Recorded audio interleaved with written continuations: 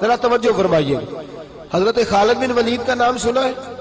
یہ سیف اللہ ہے، اللہ کی تلوار. حضرت خالد بن ولید نے اپنی بیوی کو طلاق دے دی اور بڑا عرصہ وقت اچھا گزرا، طلاق ہو گئی، بیوی چلی گئی. ایک باغ بھی دیا تحفے میں. بعد میں آدمی پوچھنے لگا حضور آپ نے بیوی کو طلاق دے دی، کیا معاملہ تھا؟ آپ فرمانے لگے کوئی مسئلہ نہیں، میری بیوی بڑی نیک تھی، پرہیزگار تھی، اچھی تھی، فرما بردار. انداز دیکھیے گا.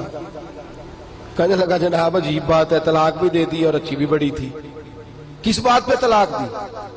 آپ فرمانے لگے وہ میرے ساتھ 27 سال رہی ہے. کتنے سال؟ اور میں انتظار کرتا رہا ہوں.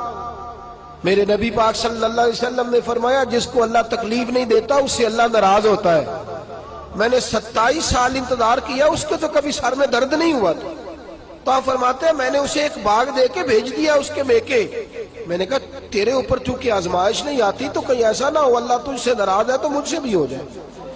مانے لگے اس خیال میں نے اس کو بھیج دیا ہے کہ اس پہ تو تکلیف ہی کبھی نہیں آئی.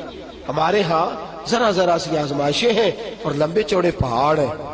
اور ایک اور بات سن لیں، آزمائشوں میں جو جینا سیکھ جاتا ہے نا، رب کریم اسے درجے بھی بڑے ہی عطا فرماتا ہے. جس کا دنیا میں کوئی سہارا نہیں نہ بنتا پھر اسے خدا کی رحمت آگے بڑھ کے سہارا عطا فرماتی.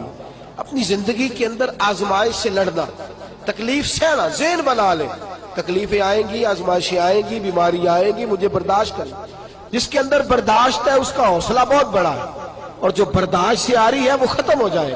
میرے رسول کریم صلی اللہ علیہ وسلم کی صحابیہ حضرت اسماء بنت ابی بکر صدیق، جناب صدیق اکبر رضی اللہ تعالی عنہ کی صاحبزادی ہیں، حضرت عائشہ کی بڑی بہن ہے. یہ وہی ہے جو غار ثور میں میرے نبی کو کھانا پہنچایا کرتی. 90 سال سے زیادہ عمر ہوگی حضرت اسماء کی، اور ان کے صاحبزادے عبداللہ بن زبیر رضی اللہ تعالیٰ عنہ. 90 سال سے زیادہ عمر ہوگی اور ان کے صاحبزادے لڑائی کر رہے ہیں حجاج بن یوسف کے ساتھ. آنکھوں سے انہیں نظر نہیں آتا حضرت اسماء کو، بوڑھی ہو گئی. صاحبزادہ جہاد کر رہا ہے.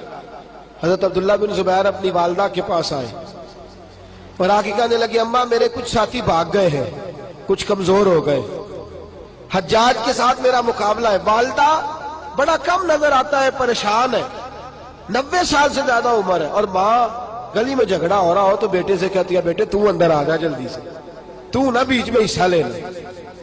والدہ سے آ کے پوچھتے ہیں اماں میں کیا کروں، حجاج کے خلاف لڑ رہا ہوں، بہت سارے ساتھی کچھ چلے گئے ہیں ڈر کے، کچھ جو ہے وہ کمزور پڑ گئے، کچھ نے وہ بزدل نہیں ہے، وہ کمزور نہیں، لیکن انہوں نے حکمت سمجھی ہے تھوڑی دیر کے لیے چلا جانا.